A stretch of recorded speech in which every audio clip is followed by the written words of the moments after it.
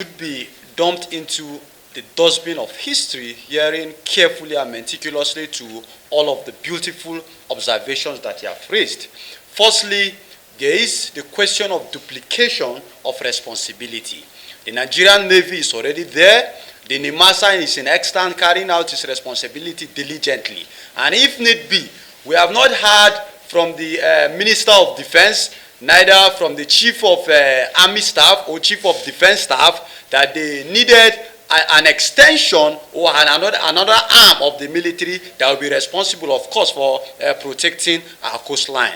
The Nigerian Navy are doing their duty effectively, and even if this bill is possibly passed into law without even empowering the Nigerian Army, if the Nigerian Navy, so to say, do not have all of the needed equipment to do what is expected of him, having whatever the coast bill and even subsequent extension of the military will not resolve the crisis. But empowering the extant one, providing all of the drones, having the best practice so that it will conform to international standard, the Nigerian Navy, of course, will give it best. And we are looking around the issue of cost efficiency.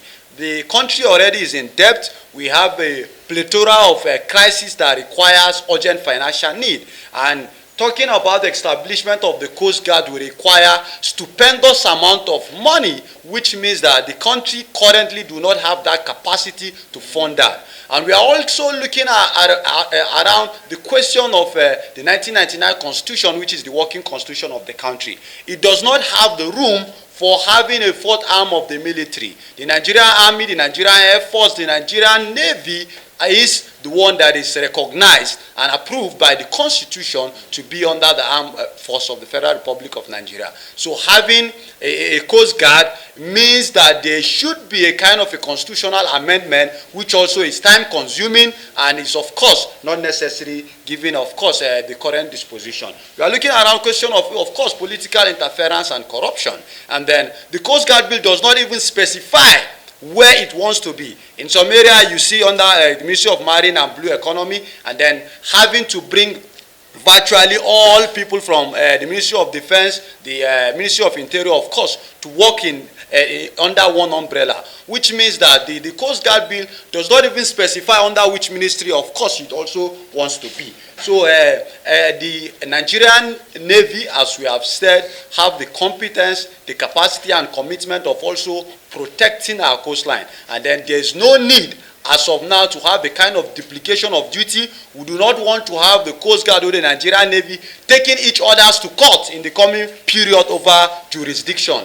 We have had that with the Rail Safety Corps and, of course, the VIO, which, of course, have question of duplication of duties and responsibility of it itself that led to, of course, the government of the day to have ensured that all of the VIO moved out of the road to allow the Federal Road Safety Corps to focus on their responsibility. So what we are calling for is that we do not want another extension of the military. What we want is that the extant one should be given all of the necessary financial requirement, should be provided with all of the expertise, should be taken to other countries that they will get all of the needed experience to dutifully carry out their constitutional responsibility and mandate diligently. Having an extension, one will cause a whole lot of conflict, and which, as a coalition that is concerned with national security and advancement, do not want to have that to fall in the coming period. So we are lending our voice as every other Nigerians, because a lot of Nigerians, not only